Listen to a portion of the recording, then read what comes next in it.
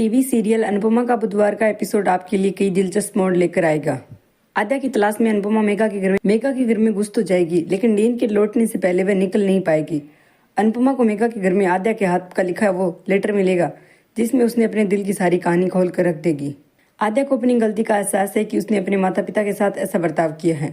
उसने इस लेटर में लिखा होगा कि यहाँ रहकर मुझे समझ आया कि फोस्टर पेरेंट ऐसे भी हो सकते हैं। अनुपमा इधर मेघा के घर में तलाशी ले रही होगी और उधर वह आद्या और डीन के साथ आधे रास्ते से ही लौट आएगी। अनुपमा फौरन अलमारी में छिप जाएगी। मेघा घर की तलाशी लेगी और जब एक ड्रेस निकालने के लिए वह उस अलमारी की तरफ जा रही होगी तभी उसे ठोकर लग जाएगी।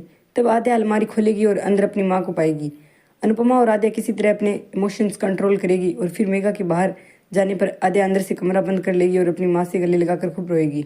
आद्या अपनी गलती की कान पकड़कर माफी मांगेगी और अनुपमा से उसे यहाँ से ले जाने को कहेगी।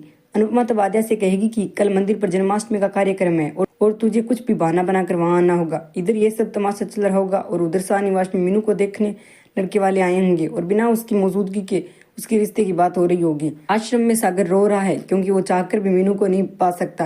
वह कहेगा कि औकात की दीवारें तुम्हारे और मेरे बीच खड़ी है मीनू। शाहनिवास में जो कुछ भी हो रहा है उसका असर सिर्फ वनराज पर ही नहीं बल्कि अनुपमा पर भी हो रहा है, क्योंकि अनुपमा बिल्कुल नहीं चाहेगी कि उसकी भांजी की शादी किसी ऐसे परिवार में हो जिसे वो जानती तक नहीं है।